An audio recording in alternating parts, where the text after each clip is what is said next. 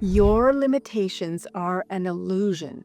And today I want to break this down for you so that you can break that myth, so you can start implementing your goals and start seeing your desires in your own life.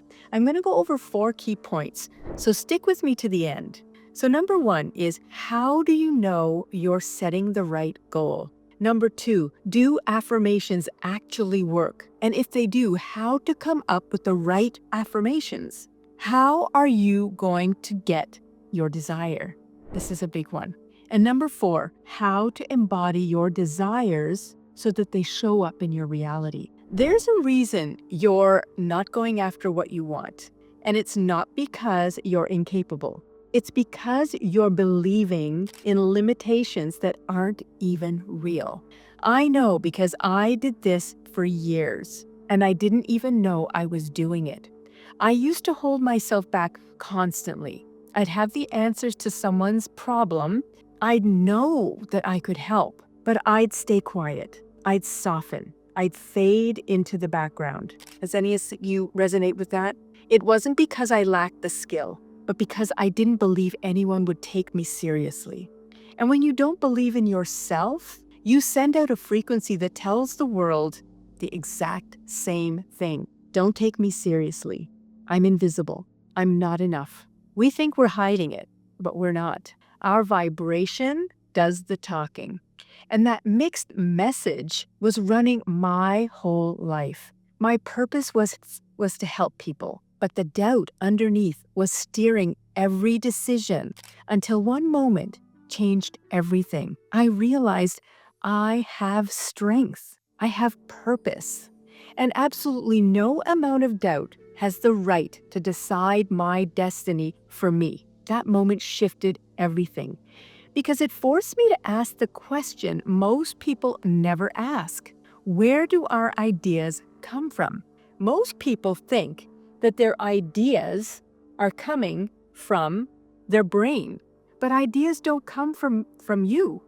They come through you, from that power. We call it God, source, infinite intelligence.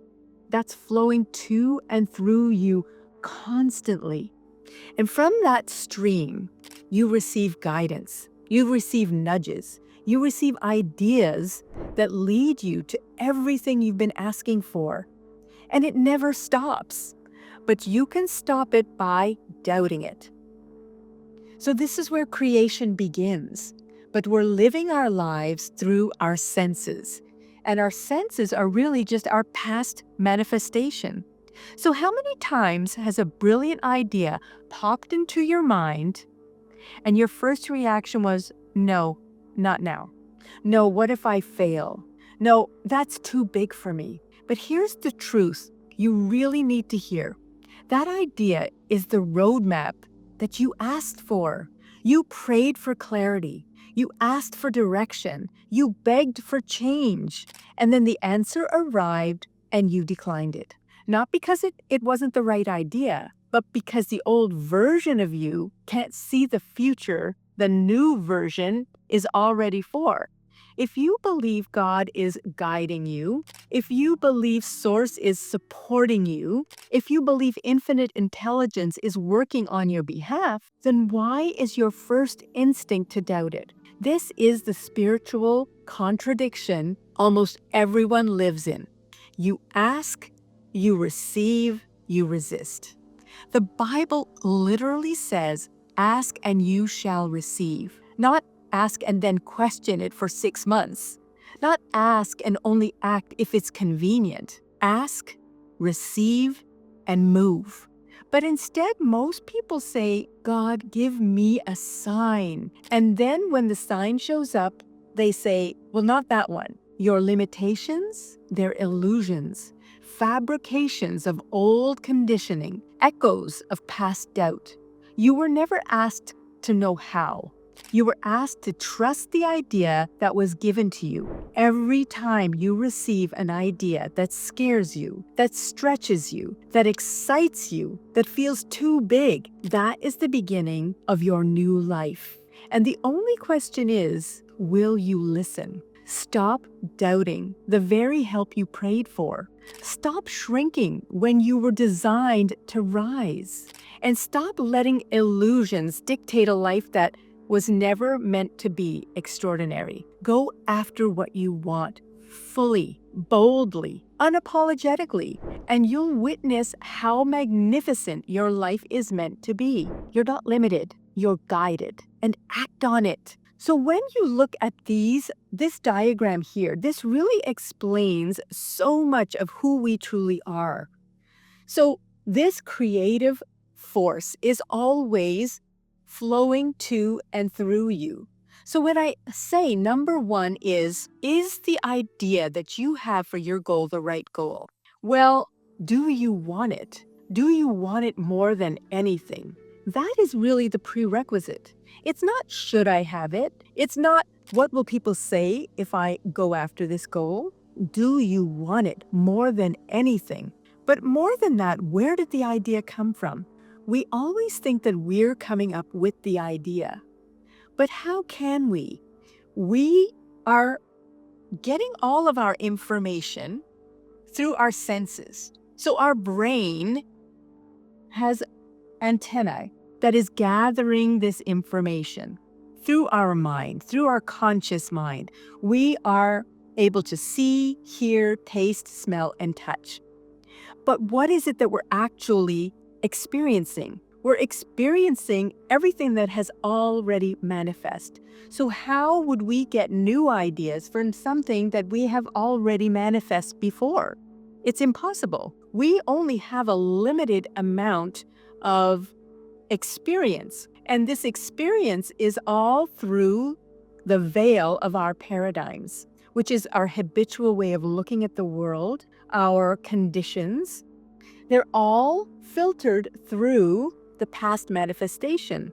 So if you keep concentrating on everything that you're seeing, hearing, tasting, smelling, and touching, you keep creating the same manifestation. So where do these new ideas come from? They come from that infinite source, that infinite supply of energy. And there's a reason you get those ideas, because God knows what you want. You have been sending out those rockets of desire, as Abraham Hicks says. And so everything that you want is just waiting for you to go get it. So then the second point is, I'll just grab my notes. So then you start saying affirmations. So what are affirmations and do they work? Well, I don't really like to call them affirmations. I like to call them rememberings, because it really is about remembering who you are as a spirit. Because you can want something, and you can want something outside of your comfort zone. Why do you want it? Because Source has given you the idea because you can have it. It might not show up exactly how you vision it. It is probably going to be much better than how you visioned it. But that idea is coming from Source. So how do you remember? How do you say what it is that you want in a remembering? So what is it that you're not doing that you want to do? Now, this is something that I really go in depth with my clients. And it is a lot to do with your gap between what you know and what you do. So I'll give you a quick exercise. Of course, it goes much deeper when I'm teaching my clients, but the main idea is when you are trying to go after what it is that you want, you are stopping yourself and your internal dialogue is telling you something. I'm not good enough. Selling is hard. Releasing weight is hard. Whatever it is that you're telling yourself, that is an indication of a paradigm. And changing the paradigm is easy, but it's hard. And the reason it's hard is because we have to put it into our subconscious mind the same way that the negative paradigm was put in, which is by repetition. So you take that idea, I am not worthy, and you change it and you say, I am worthy of the good I desire.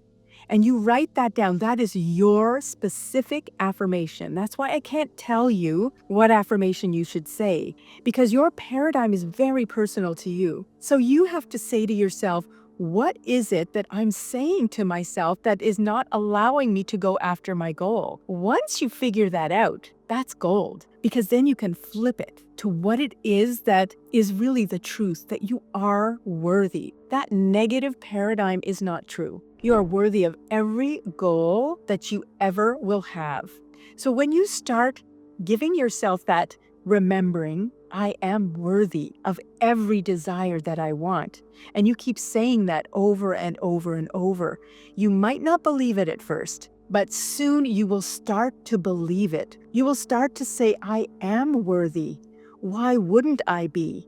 And it starts to change your vibration. So once you put it in the conscious mind and you decide that this is your affirmation, this is your goal, by the affirmation or the remembering, you start implanting it into your subconscious mind with emotion.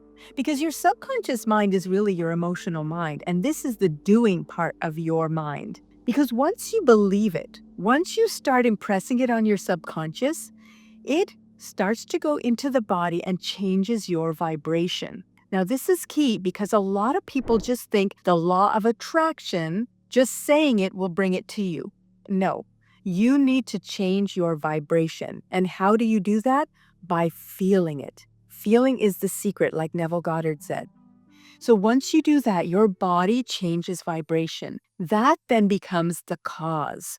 The cause, there's always an effect with a cause. So the effect is the universe. There's a quote that it says, you walk towards God and God runs toward you. I love that. I really love that. So when you have the cause is your vibration. The vibration comes from you really in believing in your remembering, believing in your goal, believing that you're worthy. That changes your vibration, which is the cause. And the effect is the universe bringing it to you. And that's where your results come in. So now comes number 3, which is how? How is this going to happen? How do I now achieve my goal? Maybe your goal is to make $1 million, to earn that $1 million. Well, it's possible. Lots of people do it. But how do you do it? Well, this is where creation comes in. This is where the allowing comes in, because you are trying to plan it through your senses. So if I go after these type of clients, if I say this kind of thing, if I pay hundreds of thousands of dollars in marketing, I will get all of the clients to me and then it'll be easy. But if you have not changed your paradigm, which is that you are worthy, none of that money is going to be an investment into your future. It will fall. You'll be paying it and it's like you're just burning this money. You have to ask creation, ask God, ask the infinite intelligence. How do I do this? It's not up to you to plan. The planning is not your business. The how is not your business. But taking intuitive action is where your creation starts. So like I said, the initial idea doesn't even come from you. It comes from God. So the how comes from God. Just like I said earlier, you ask and you shall receive. But when you receive and you doubt it, why would you doubt it? If it's coming from God, why would you doubt it? You asked and you received. So then you take bold action, the action from your intuition, and take it right away. Take that bold action, because that is going to get you closer to your goal. There is so much power inside of you that you are ignoring or denying. But when you accept it, accept the guidance, it will take you towards your goal. And the more you take that intuitive action, the quicker it becomes. As you walk towards God, God runs toward you. So take that intuitive action. And number 4 is how to embody it. So how do you embody this future version of you? Well, you can do it many, many different ways, but the main way is to be that person first. So what is it that is your goal? Is it to be that famous singer? Is it to be a really successful coach? Is it to be a number 1 salesperson? So what I want you to do for the next couple of days. Every action you take during the day, be that person. So dress like the executive, dress like the rock star, however that looks to you. But every little action step you take in the day, you are that person. So when you're making your coffee, you are that salesperson that's making $1 million a year. When you are making your lunch, you are that rock star. You embody who that is with every action you take while saying your rememberings all day, every day. You want to flood your mind with remembering who you truly are. And when you start doing these 4 things, allowing the creative power that is flowing to and through you to really inform the map of where you're going, you will see a shift and synchronicities you never expected. Everything in my life has changed, not because I planned it, because I allowed it into my life. I followed the intuition that was coming through me. I asked the question. I asked for guidance and I got guidance. Now, it doesn't mean I started doing that right away. I doubted it too, and that's why it took me longer. But when you start realizing that you're living on 3 planes of existence, you are an intellect with a body and a spirit. The spirit is all knowing. The body and the intellect. When you intellectualize everything, you're trying to plan it out. I'm not saying you can't do it. You can do it with your plan. It's going to take a lot more effort.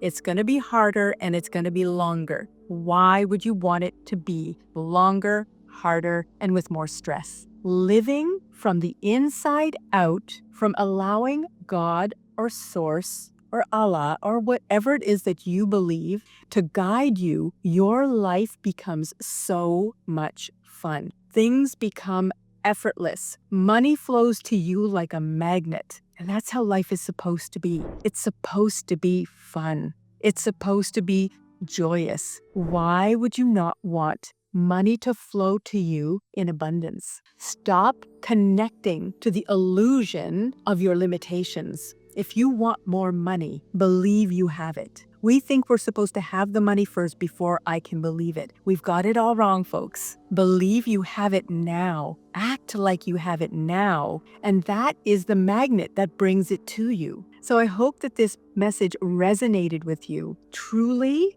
you can have anything that you want. It's all up to you. Allow the guidance that you've been asking for. Everything that you desire is one step into being the person that has it now. And you will see everything in your life change.